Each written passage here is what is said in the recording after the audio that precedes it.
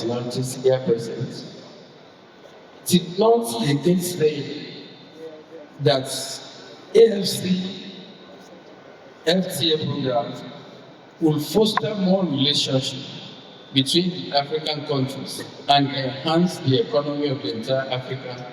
And it's pertinent to note that Oyo State government, under the leadership of our main governor, His Excellency Engineer Seyi Makinde, FMSA, has embraced all the objectives and protocols involved in AfCFTA programs.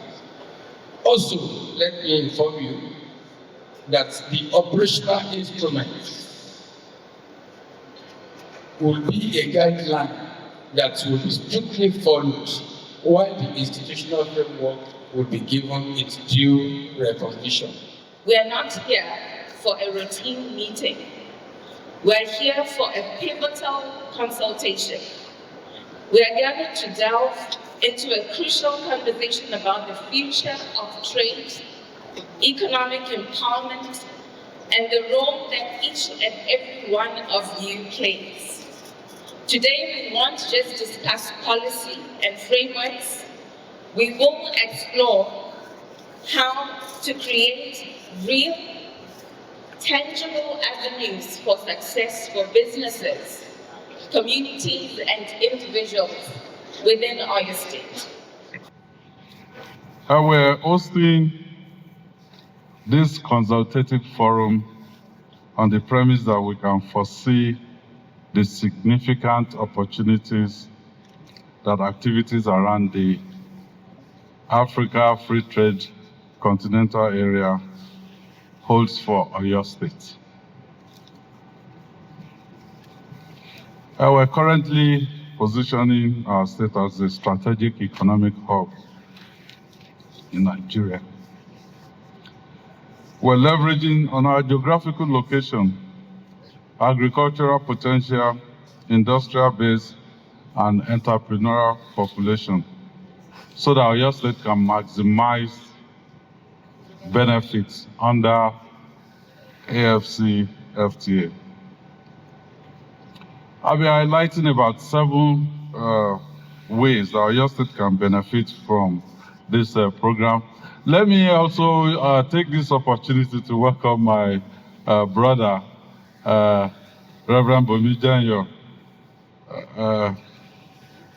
You know, after this meeting, we're all going for the Southwest Executive Council meeting for our party. And let me also, the PDP members here, leaders of PDP, let me also recognize you especially. Reverend, about 4 years ago, we were up in battle, Abidjan. You wanted to return as the secretary of the Southwest, and I said no. Go to Osun State and take over the government. Now, secretary or commissioner, which one is better?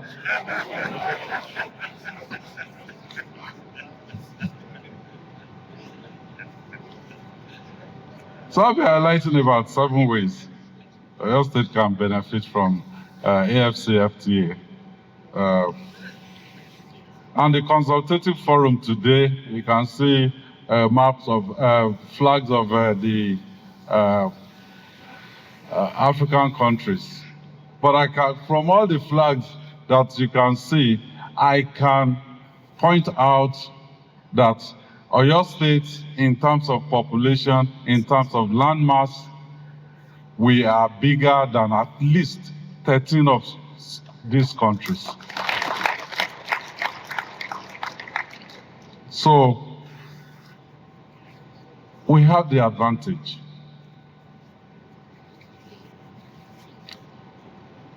Let us, and let me also say this, I'm not going to read what I've jotted down, but I will say a few things, just off the cuff, like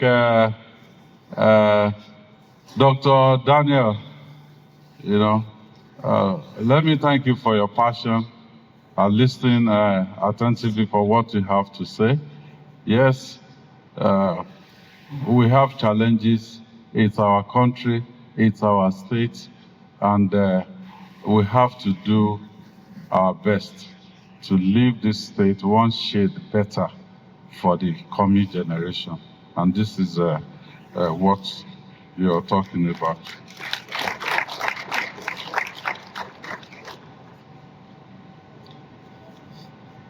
I've been to a couple of places, and the good thing about AfCFTA is the fact that you can have a subnational strategy. So we are not tied to the federal government.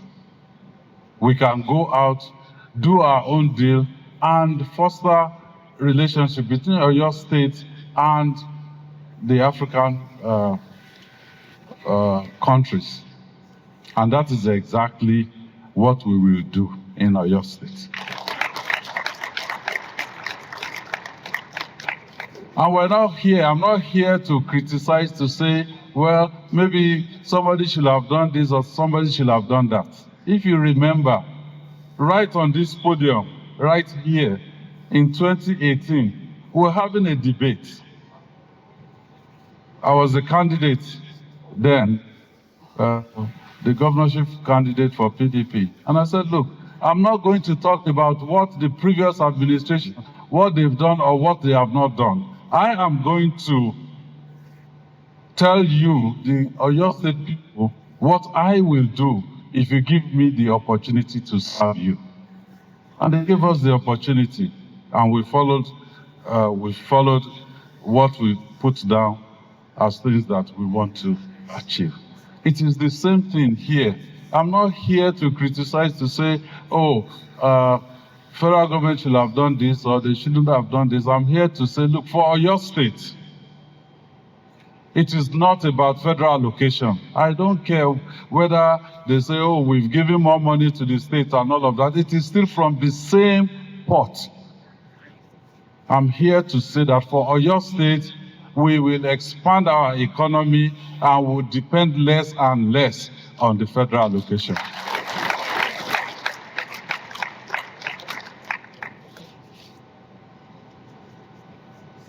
There was a program similar to this called HAGWA. It was between the US and African continent, African Growth and Opportunity Act. The federal government, the United States government, they try to have a preferential trading relationship with Africa, because they realize that if you leave Africa to compete with the rest of the world, because our infrastructure very weak, processing capacity very weak, so they said, look, we know that in Africa, if you have to compete to get access to the US market, you may not succeed.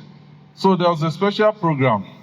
It's unfortunate that while countries as small as Mauritius, they benefited massively, and they used that to get a lot of their own people out of poverty.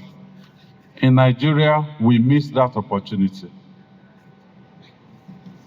But for this opportunity that we know that they have, you can go on your own as a subnational.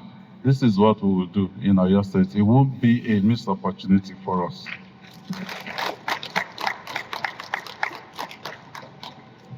I've been to places. I went to Japan. We went to Finland. We went to Sweden. We asked the people, do you have oil? They said, no, we don't have oil. Abi, Senator Sumonu, we were there. Do you have solid minerals? They said they don't have solid minerals. So, natural resources will Lenny. They said we don't have no natural resources. Okay, Kilewani, that you are developed that in global ranking, you're all within number 1 and number 6. That is all.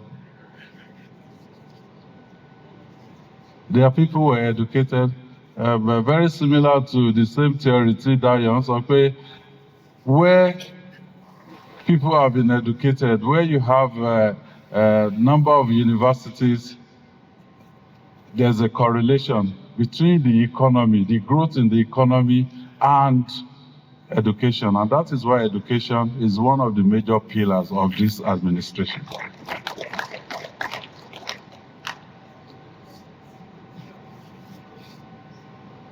So no natural resources, but they have done very well developing their people. In Finland, for instance, literacy rate about 96, 97%.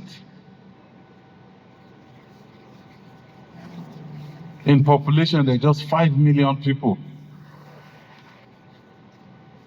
Yesterday, as I was flying in, and I can share it. We landed in Lagos, and they said we flew close to these places. Barcelona, 1.3 million people. We flew close to Case. We flew close to Ibadan, 3.5 million people. We're not talking about Oyo State, just Ibadan. Oyo State were between 8, 9, 10, even maybe 12 million people. And we also have an international border. Láti ọ̀dọ̀ Kábíyèsí ní Ṣakí sí border wa is almost 90 kilometers. There's the Okerete border market. People are still going there. If we go on this Moniya Isenyi, you can try it. If we go there at 10, 11 p.m., area Amoto tí wọ́n di ẹrù sí ẹ̀yìn wọn, they are going to Ṣakí, going towards the border. So trading is already taking place.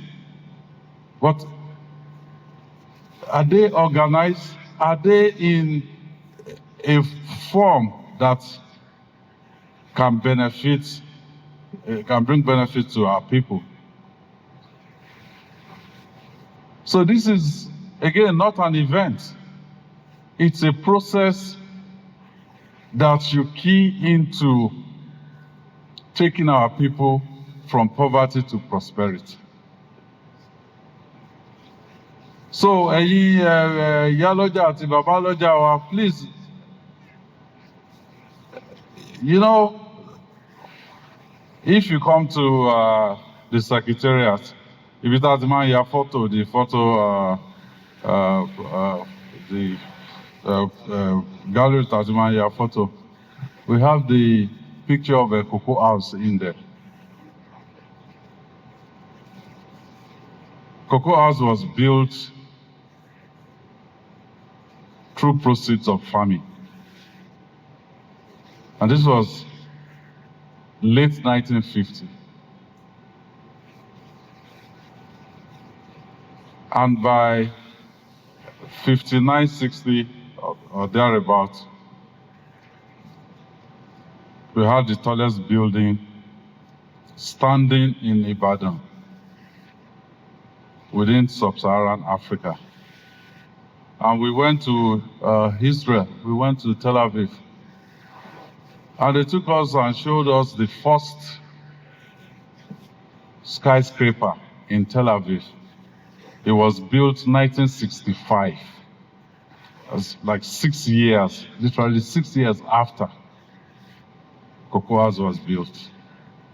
We're still waiting for the second one. Within Tel Aviv itself, we saw over 1,000 skyscrapers that they built after their first one. Our own first one, we're yet to build a second one. So, we've had missed opportunities in the past, but we must turn the corner. And this is one sure way It was even at that particular time that they were building cocoa house. It was proceed from not processing cocoa, but taking raw cocoa out of Nigeria.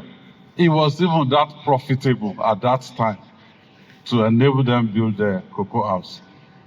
So now we have opportunity to add value, beneficiation.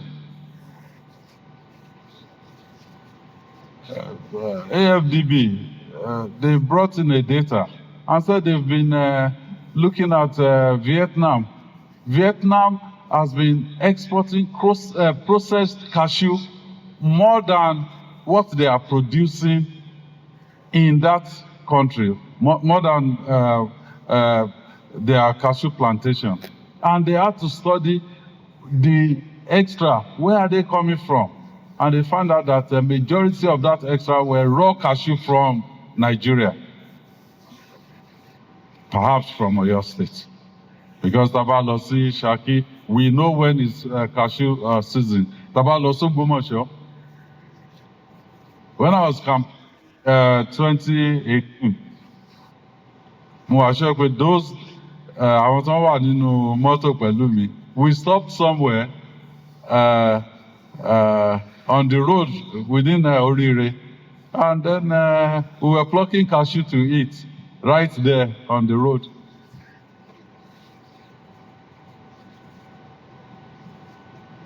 So we have agribusiness as one of key drivers of the Oyo State economy. And agribusiness will benefit from AfCFTA.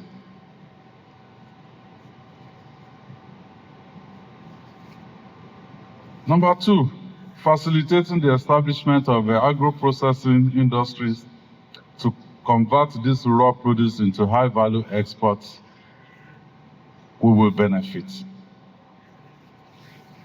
if we do that. Thirdly, trade and logistics. Which is Oyo State is Asia border. I've seen people in the USA, let's go to African store, we buy yam.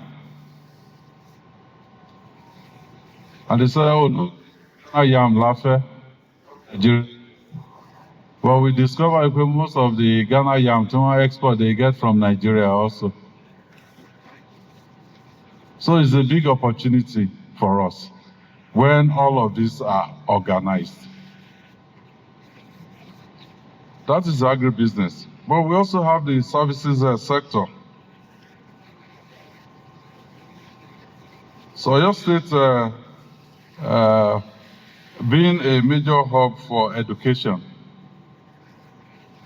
When we came into office, we had one state university, the Technical University, now Abela Ajimabi First Technical University.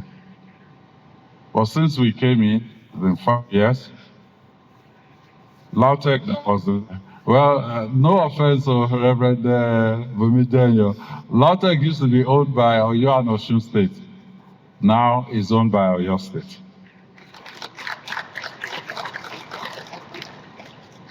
Emmanuel Alayande College of Education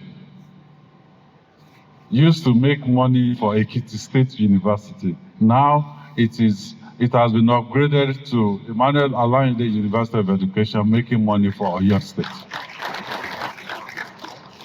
So with that sector, we should be able to benefit. Also, you have the healthcare sector. We also have the ICT sector. So all of this, we can benefit. And remember, I said that when they are evaluating this administration, we should forget about roads. To be honest, any idiot can build roads. Well, okay, no, I'm an engineer, so maybe not any idiot. Engineers can build roads. So it's not the biggest deal for us. But what we will leave behind after our tenure are strong institutions that will guarantee the future of Oyo State. So policies like this will drive institutions. Certain institutions will evolve from this, and they will guarantee the future for states. So I've spoken about 4. Now to number 5. For our people, small and medium-sized enterprises, this is an opportunity to access a larger market. They've put it in there, 1.3 billion people with how many trillions of dollar in GDP. My first life,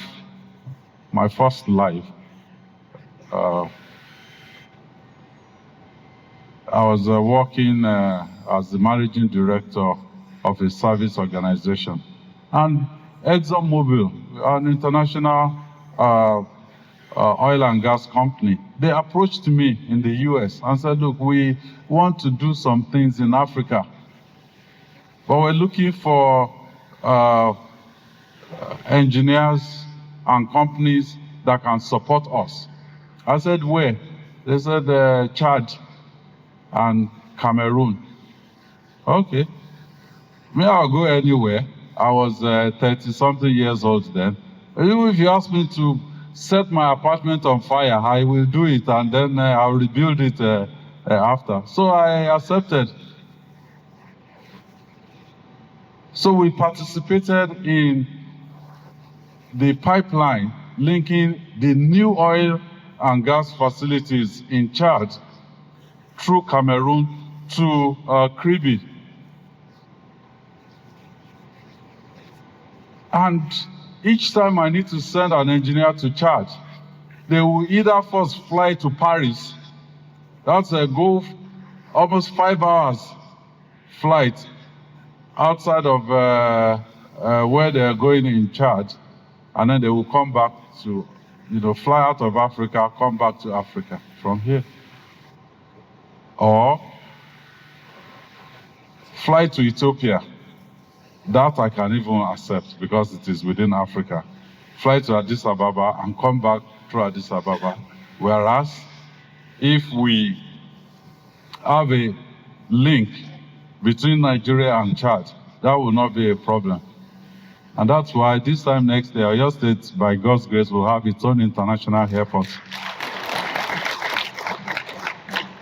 We're putting in the resources. The runway is being extended. We've ordered for all the airfield lighting. Now they are breaking the ground for a new terminal in there. All of that we're doing with resources of Oyo State. And we can provide links to the rest of Africa from here. So number 6 is tourism and the hospitality sector. That will also benefit. I remember that our first tenure, tourism was not included in our major economic expansion pillar. But now we have tourism and we have solid minerals. And let me just say this quickly on solid minerals. On solid minerals development, I know there will be a windfall for your state. I am sure of it.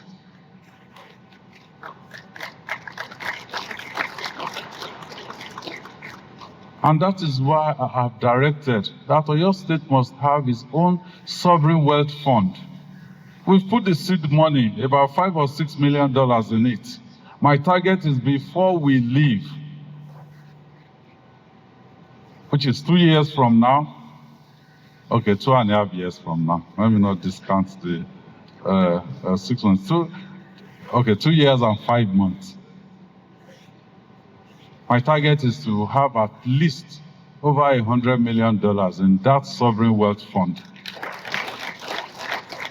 And some people have come to me and said, well, do you know the people that will come after you? What if they fritter that resources away? And I said, well, I will have done my own part by leaving for Oyo State a solid structure.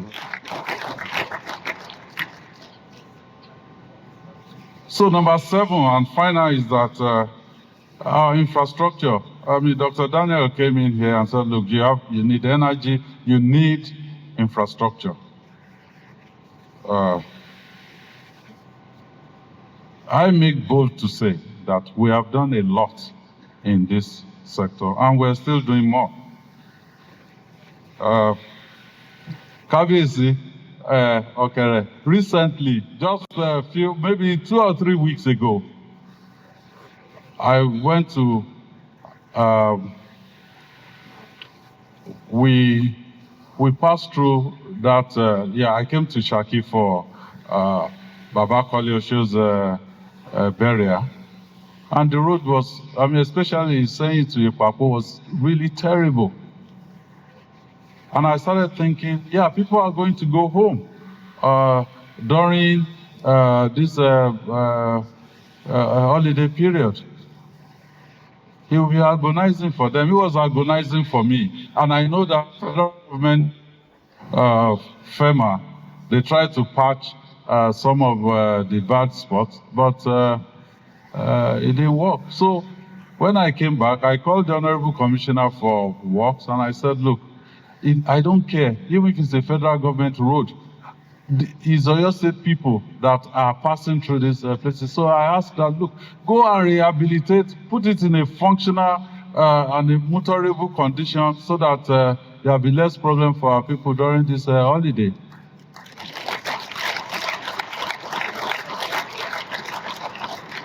So if you see the work going on in there, it is Oyo State resources. It doesn't matter whether it's a federal road.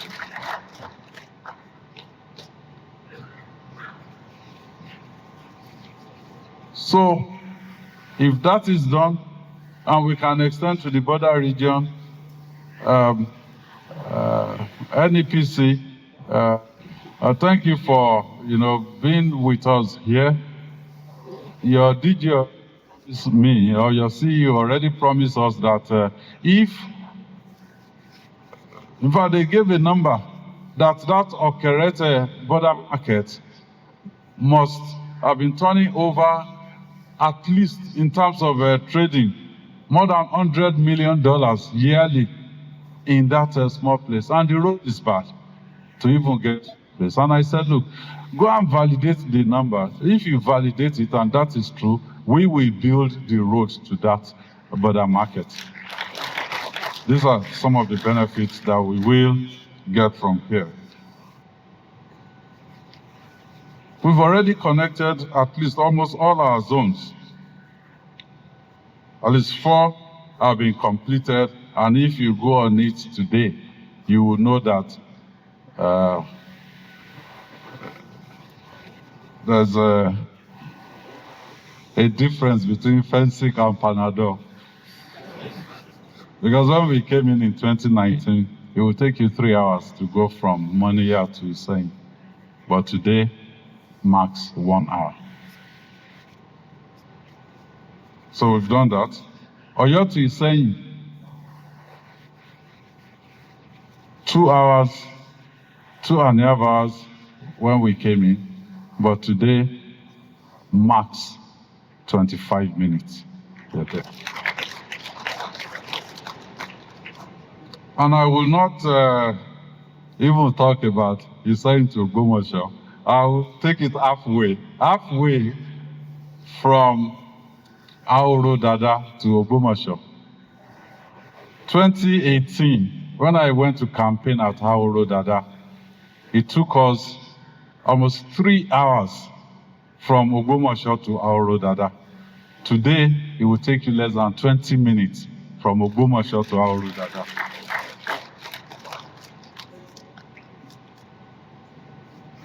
So that's Adebayo Ala-Akala Memorial Highway. And when I went to flag off the Erua farm settlement, I listened to Erua people. You said because we're reconstructing the 48 kilometers Ido-Erua road. 12 kilometers were taken first, 6 kilometers from both ends, complete reconstruction. And so let us patch the other ones. Now we will reconstruct everything. And you said you want the same standard as Moniya to Iseyin, or from Oyo to Iseyin, or from Ogbomoso to Iseyin. Well, you will get that standard. I can give you the assurance. So we know that improved infrastructure attracts investors, facilitates trade, and boosts the economy. So those are things that, just off my head, what we're doing today, we can see that benefit. But we also have a few bonuses, because sometimes they will say unintended consequences. There are some bonus points which you can discuss. I have to leave. We have, when I am done here, I have to leave. We have the Southwest Zona Executive Committee meeting. And about the round politicians, there's a reason for it. This zonal meeting, we are going to zone the executives and party structure of party, what is on here. So I have to rush there so that nobody will take the structure.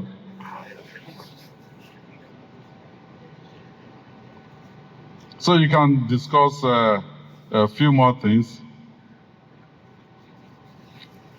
One, Oyo State can position itself as a preferred destination for investors looking to leverage on AfCFTA opportunities. And why did I say that? I had a review meeting with Neil yesterday night, and she said to me, and I pretty much believe her, that in the entire continent of Africa, Oyo State is the first subnational government to do this.